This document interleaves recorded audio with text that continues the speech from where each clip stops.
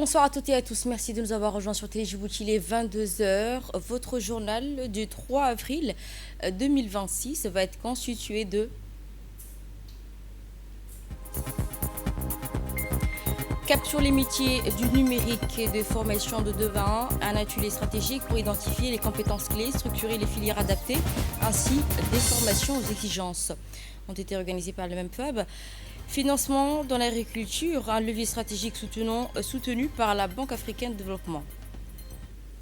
Bonsoir à toutes et à tous, merci de nous avoir rejoints sur Télé Djibouti. Nous entamons ce journal avec le ministère de l'Éducation nationale et de la formation professionnelle, le MEMFAB, en collaboration avec l'Organisation internationale de la francophonie, l'OIF, a organisé au Centre de formation de l'Éducation nationale, le CFN, un atelier stratégique dédié à la présentation de la cartographie des métiers numériques et de la validation des parcours de formation. Cet atelier a réuni un large éventail d'acteurs, notamment des responsables institutionnels, des experts, des enseignants, des inspecteurs, ainsi que des représentants du secteur privé. La cérémonie d'ouverture s'est tenue en présence de plusieurs personnalités de haut niveau, dont l'ambassadeur correspondant national de la francophonie, M. Idriss Omar Guelleh, le secrétaire général du MEMFAB, Mohamed Abdellah Mahayoub, la directrice générale du CREFA, Mme Reni Yotova, aux côtés de nombreux cadres du système éducatif. L'objectif principal de cette rencontre est d'élaborer une cartographie précise des métiers numériques afin d'identifier les compétences les plus demandées sur le marché du travail. Il s'agit également de définir les métiers prioritaires, les filières stratégiques à développer, tout en validant les parcours de formation adaptés aux besoins de l'économie nationale. Dans son intervention, Mme Reni Yotova a salué la qualité de partenariat entre le MEMFAB et l'OIF, soulignant le rôle essentiel du numérique comme moteur de transformation économique et sociale. Elle a également mis en avant les initiatives déjà engagées du programme de Déclic visant à renforcer les compétences numériques des jeunes et à favoriser leur insertion professionnelle. Prenant la parole, l'ambassadeur Idriss Omar Guelleh, M. Guelleh Idriss Omar, a insisté sur l'importance stratégique de cette démarche pour moderniser le système éducatif au niveau numérique. Passons au discours officiel. À présent, nous allons écouter les propos du directeur de l'EFP, M. Mohamed Abdi Guedji. Monsieur, dans un contexte mondial marqué par une transformation en numérique accélérée, le développement des compétences digitales s'impose aujourd'hui comme un levier stratégique majeur pour favoriser l'insertion professionnelle de nos jeunes et soutenir la compétitivité de nos économies. Alors, conscient de ces enjeux, notre pays, à travers le MENFOP, s'est engagé à structurer une offre de formation adaptée aux besoins du marché en cohérence avec les priorités nationales de développement. Le rapport de cartographie qui sera présenté tout à l'heure constitue à cet égard une étape déterminante. Il nous offre une vision claire des métiers porteurs et nous permet d'orienter nos actions de manière plus ciblée, plus efficace et plus stratégique. Fondée sur une approche rigoureuse, cette cartographie permettra d'identifier les métiers de l'avenir. Écoutons à présent l'inspecteur général, M. Madi Omar Farah. L'objectif de cette mission et de cet atelier qui durera pendant 3 jours jusqu'au 26 mars, alors le premier point, c'est de faire une cartographie des besoins en matière du numérique à Djibouti. Là, c'est le premier point. Ce travail, il a été fait pendant 3 mois. Les experts travaillaient dessus avec les entreprises de la place et ont récolté pas mal d'informations. Le rapport va être présenté juste après les cérémoniales. Le deuxième point, c'est une définition du parcours de formation, certifiant et professionnel. Là aussi, c'est très important. À partir de la cartographie des besoins, nous tirerons d'informations et ces formations vont être certifiantes. Donc, je profite pour vous informer que lors des ateliers, nous travaillerons sur un thème très important, la certification et avec les professionnels, étant donné que nous cherchons des parcours de formation professionnalisantes. Le deuxième point va être, troisième point plutôt, une co-construction des référentiels de formation avec toujours le secteur privé. Après l'inspecteur général auprès du ministère de l'Éducation nationale, nous allons écouter l'ambassadeur Guélédris Omar qui vient insister sur l'importance stratégique de cette institution. Mesdames et messieurs, à l'heure où les transformations technologiques redéfinissent en profondeur les économies, les sociétés et les modes de production, la maîtrise des compétences numériques n'est plus une option. Elle constitue un impératif stratégique. Elle conditionne non seulement la compétitivité des États, mais également leur capacité à offrir des perspectives d'avenir à leur jeunesse. Dans ce contexte, la réalisation d'une cartographie précise des besoins en compétences numériques revêt une compétence capitale. Elle permet d'identifier avec rigueur les métiers émergents, d'anticiper les mutations du marché du travail et surtout d'adapter les dispositifs de formation en réalité économique nationale. L'atelier de travail qui s'ouvre ce matin s'inscrit, à cet égard, dans une dynamique particulièrement vertueuse. En réunissant les acteurs institutionnels, les experts et les représentants du secteur privé, il traduit une volonté affirmée de co-construction fondée sur le dialogue, l'écoute et la complémentarité des experts. Après ces propos, nous allons entendre la directrice de l'OIF, Mme Rémi Yotova, qui vient insister sur l'importance d'étudier le numérique. Je tiens à remercier sincèrement le ministère de l'Éducation nationale et de la formation professionnelle pour son invitation et surtout pour la qualité du partenariat que nous construisons ensemble depuis plusieurs années.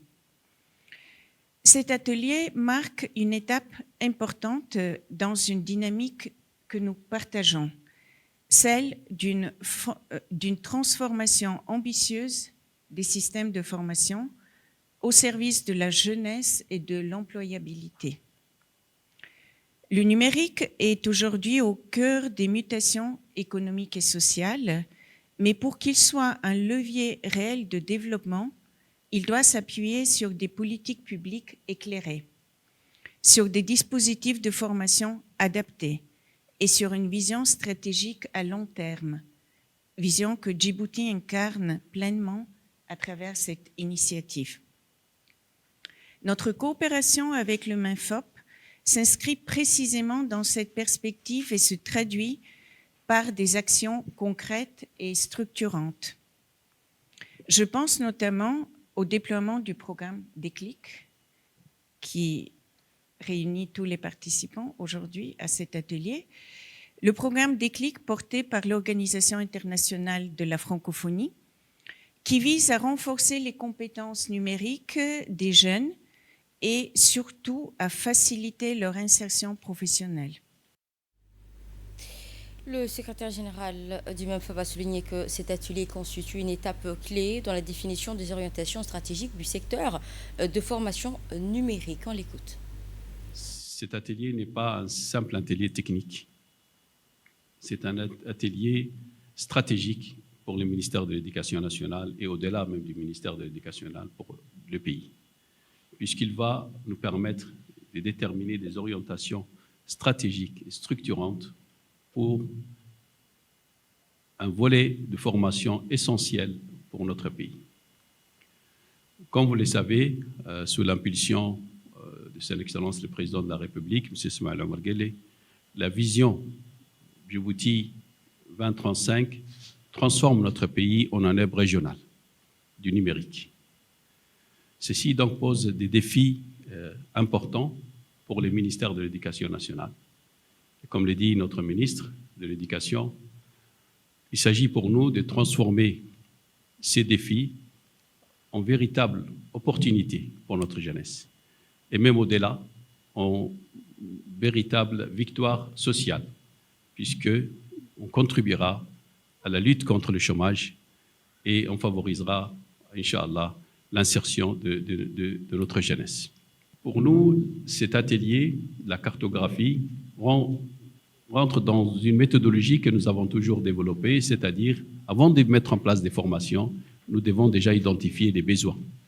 Et devons identifier des besoins de manière scientifique, avec des données probantes. C'est ce qui a été fait, et je remercie les experts qui ont été mobilisés par l'OIF pour cette activité, qui ont travaillé et qui ont pu donc développer un rapport qui va nous permettre d'identifier et de faire des choix sur les orientations de formation dans le domaine du numérique. Voilà, donc je vous encourage à participer de manière active et à apporter une contribution substantielle au débat et aux échanges. Et dans le cadre des échéances électorales qui approchent, une équipe de la CENI s'est dirigée vers Obok. M. Ahmed Saïd Mohamed ainsi que le préfet de la région, Moussa Den Migane, ont tenu une séance de travail à la préfecture permettant de faire le point précis sur l'état d'avancement des préparatifs électoraux, notamment la coordination interservices, la mobilisation des agents électoraux et la disponibilité du matériel. À cette occasion, la CENI a exprimé ses remerciements au préfet dans la qualité de l'accueil a été appréciable, ainsi que la clarté des informations fournies, parfaite en collaboration avec la CENI. Ainsi, la visite du bureau du vice-président de la CENI à Obok a également permis de constater l'implication effective des équipes locales dans le suivi quotidien des opérations sur le terrain. La délégation a également procédé à une vérification approfondie des urnes électorales, des kits de vote ainsi que des dispositifs logistiques déployés. Une attention particulière a été portée au centre de distribution des cartes d'électeurs où il a été constaté que les opérations de retrait se déroulent dans de bonnes conditions avec un flux régulier, maîtrisé, traduisant une mobilisation effective des électeurs à quelques jours du scrutin. À une semaine des échéances électorales, le CENI souligne que les dispositifs de supervision sont pleinement opérationnels au niveau de Obok. Et dans le cadre de la promotion de l'entrepreneuriat, des jeunes, le préfet de la région d'Ali Sébié, Abdelmalik Mohamed Bonita, a procédé à l'inauguration d'une unité de production de pain à Ali Adé. Cette cérémonie qui s'est tenue en présence du président du conseil régional, Salmaki Hassan Alalé, du député Elmi Mahabé, du directeur général de l'agence Arulos, Abdelrahman Ali Ahmed, ainsi que du sous-préfet de Ali Adé, Shab'an Dahir Moussa. Première du genre de la localité, cette unité est l'initiative d'un jeune entrepreneur originaire de Ali Adé, M. Nour Abdelkader Okiye, récemment rentré du Canada. À travers ce projet, il entend contribuer au développement économique local dans la création d'emplois et l'amélioration de l'accès au pain à la population de Ali Adé. À cette occasion, les autorités ont félicité le jeune entrepreneur pour son initiative, tout en soulignant le rôle essentiel de l'entrepreneuriat des jeunes dans le développement local. Elles ont également encouragé d'autres jeunes à suivre cet exemple, cette inauguration illustrant l'engagement du gouvernement à soutenir les initiatives des jeunes, véritables moteurs de développement durable. Et dans le magazine de la soirée, focus sur le tourisme en mer, un secteur prometteur en pleine expansion à Djibouti. Au fil de cette immersion, rencontre, activités nautiques et initiatives locales témoignent d'une même ambition, valoriser le patrimoine naturel unique tout en développant le tourisme durable, respectueux de l'environnement. C'est un magazine de la rédaction.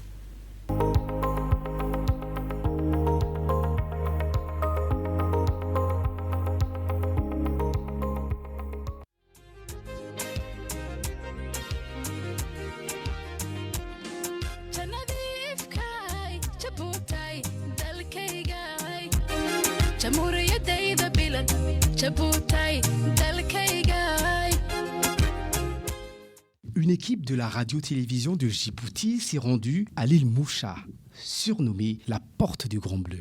Cette mission s'inscrivait dans une démarche de valorisation du potentiel touristique maritime de Djibouti. Cette équipe de la radio-télévision était accompagnée par une équipe professionnelle du centre Aqua Club, dirigée par M. Ibrahim, président de l'association. Ensemble, nous avons entrepris une aventure exceptionnelle en haute mer, mêlant pêche sportive, snorkeling et excursions sur l'île Moucha et Mascali, réputées pour leurs plages de sable blanc et leur environnement naturel préservé. Fondé en 2015, Aqua Club est bien plus qu'un simple centre de plongée. C'est un véritable sanctuaire pour les amoureux de l'océan et les passionnés d'aventures sous-marines. Aquaclub inscrit ses activités dans une démarche de tourisme environnemental responsable. Le centre propose, en plus des plongées, des activités variées telles que la pêche, les excursions marines et la sensibilisation à la préservation du milieu marin. Le centre dispose également de 19 bungalows garantissant un confort optimal aux visiteurs tout en respectant les normes écologiques. On propose, comme vous le voyez, la plongée sous-marine, le snorkeling et même la jet ski. Qu'ils viennent profiter. Là, il fait pas chaud. Il fait à peine 28-29 degrés ici. Venez profiter. Vous voyez comme c'est beau là. La mer, c'est chez nous.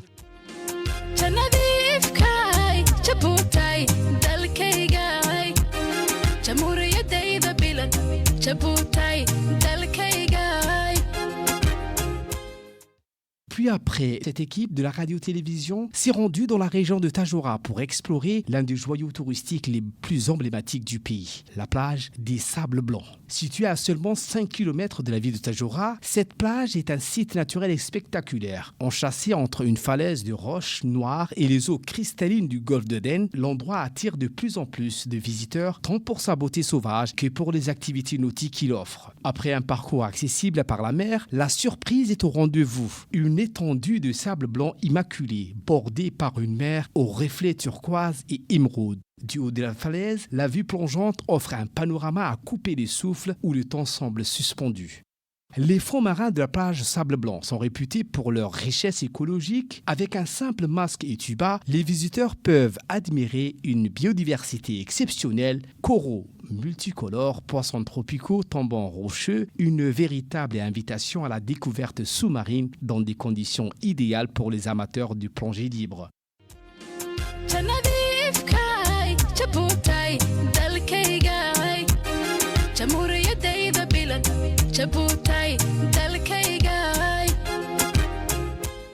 Le site accueille également un complexe touristique, le village Vacances des Sables Blancs, qui propose un hébergement chaleureux sous forme de paillotes ou de bungalows climatisés avec tout le confort nécessaire. Un lieu parfait pour se ressourcer en pleine nature dans le respect de l'environnement. C'est ce qui nous a fait part M. Ahmed Jamassed, touriste djiboutien qui a fui la canicule à Djibouti-Ville. J'appelle les Djiboutiens et les Djiboutiennes à venir découvrir ces plages paradisiaques que leur offre leur pays.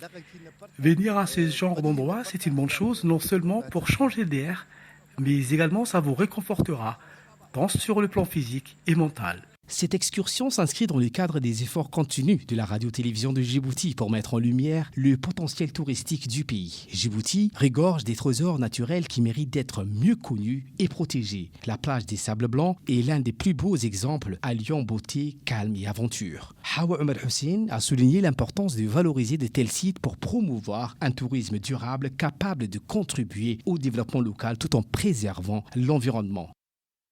La plage de Sable Blanc est une attraction à elle-même à part entière, dans la simple mesure qu'il y a un aquarium naturel, une barrière de corail, où les gens peuvent voir différentes espèces de poissons. Donc ça, c'est l'attraction principale de la plage de Sable Blanc.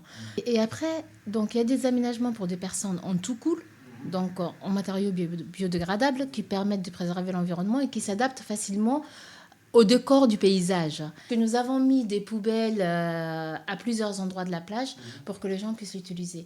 Les bouteilles plastiques, elles ne sont pas biodégradables. Elles mettent 1000 années et entre-temps, elles ont tué plusieurs animaux parce qu'on a des tortues à la plage qui se nourrissent de méduses et qui peuvent prendre le sachet plastique pour des méduses. Donc, c'est très dangereux.